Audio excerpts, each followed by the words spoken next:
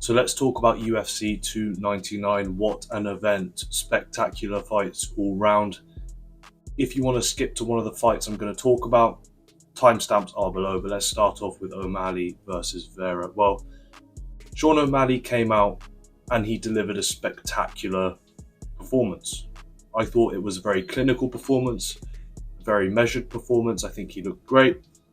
I mean, O'Malley landed 230 significant strikes in that fight, and that is the third most in a UFC title fight, and I believe it is the most in a UFC bantamweight title fight, according to ESPN, so through their stats. Now, the scary thing for me here is just the rate at which Sean O'Malley is improving.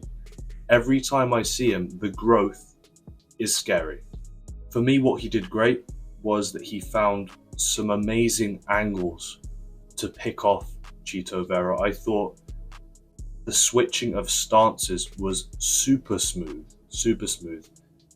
The creativity of his strikes was brilliant, and then the management of distance, which I think is the thing he does the best as a fighter.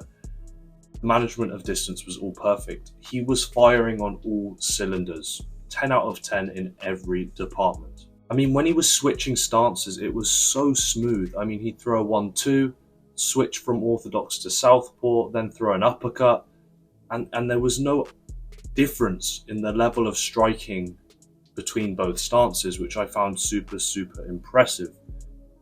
And then Chito Vera.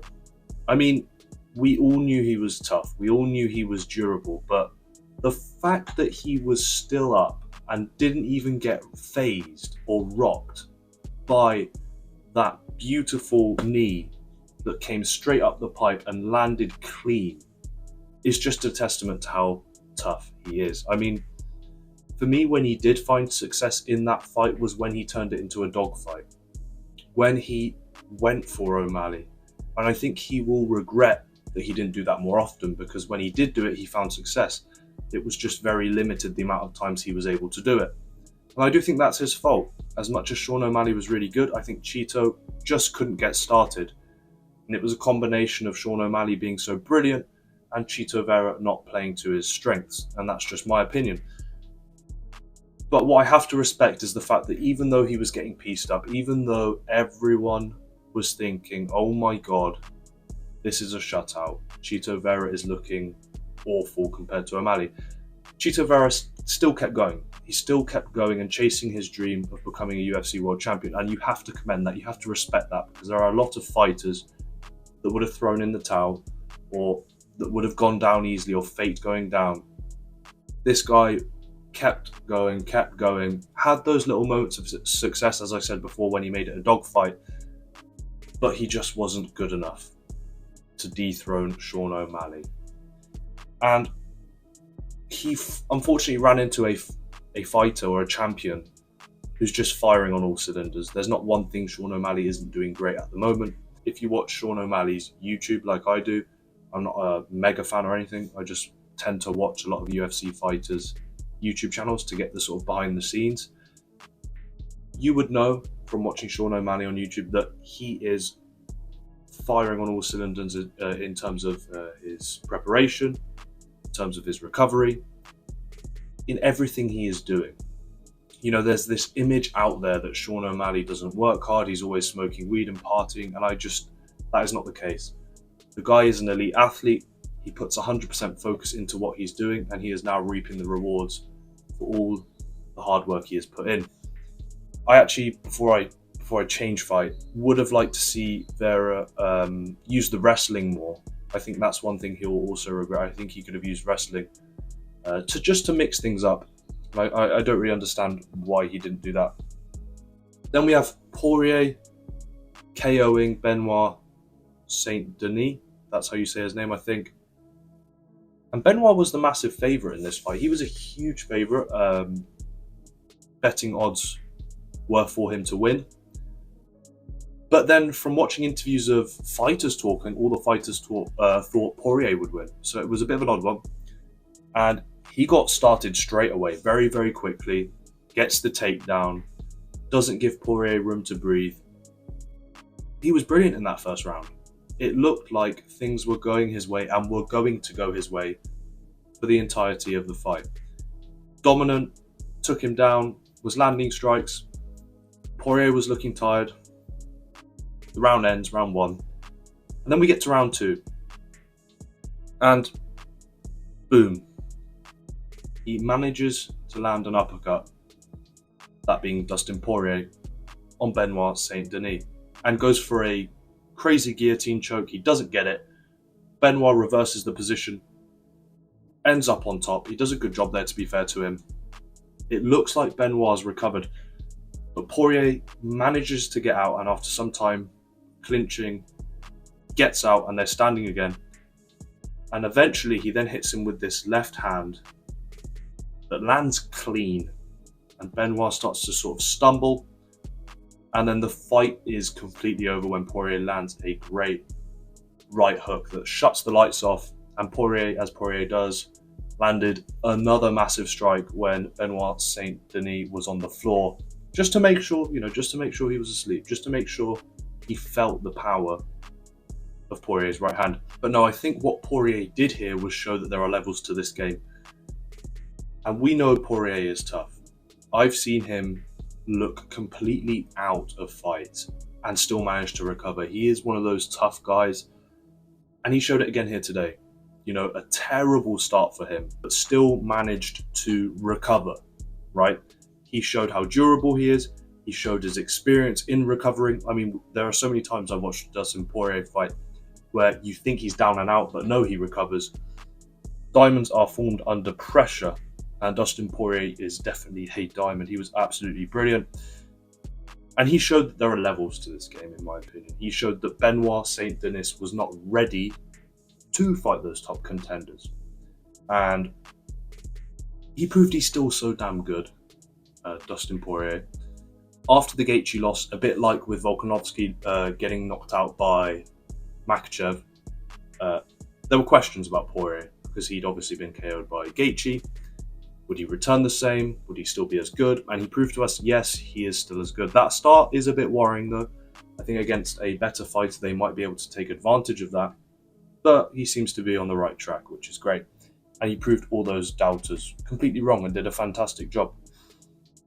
And then MVP makes his debut against Kevin Holland. And I feel like with MVP, you either love him or hate him, right? See, personally, I thought he fought well. I mean, the way he fights frustrated Kevin Holland because he wasn't engaging as much as Kevin Holland wanted him to. I think what people need to realise here is MVP is a counter striker. So if you're not throwing at MVP, he probably won't be throwing. And there were a lot of times where they were just both stood there. And then Kevin Holland was getting frustrated and would just be like, right, fuck it, I'm going to throw. And MVP would land. And MVP was brilliant. He threw this reverse spinning elbow in the first round. And I remember one landing clean in the third round. They landed and I just started laughing my ass off, to be honest. Why did I start laughing my ass off? Because in no way in my brain could I comprehend how it landed. Just the movement, the timing, the way he bent his body round to land it was weird. But it landed. It was spectacular to see. And yeah, he was just frustrating Kevin Holland. He had his hands down. He was mocking him between these key moments they were having. I mean, they'd strike, disengage. MVP would be laughing, dancing around in typical MVP fashion. But yeah, I thought he was great. Some fans will have really enjoyed this fight because they appreciate the weirdness of MVP. It's a talent that he has, a way of fighting that is different, and it takes a lot of hard work to have the confidence to fight like MVP does. So people appreciate it. And then other people will have found this fight completely fucking boring. But I'm in the camp that enjoys watching MVP just because it's so weird. And I think the Kevin Holland's downfall was just that frustration. I mean, he was getting more and more annoyed as the fight went on, and he was fighting worse and worse. So it was unfortunate. I like Kevin Holland a lot, but MVP did a good job. I'd like to see him fight Stephen Wonderboy Thompson. I think that would be a lovely fight to watch. Again, I wish they signed MVP sooner. It's better to have him now than never. And I think that with MVP, the UFC are going to have to move him really quickly because he's quite old now. He's not actually young. I think he's 37 years old, 36. They're going to have to shift him quick. I think a fight against Stephen Wonderboy Thompson would be great. Then we push him towards a title shot or something along those lines. If he does win that fight against Stephen Wonderboy Thompson, which would be a really hard fight for him, in my opinion. But they're going to have to move him quickly, in my opinion, just because of his age.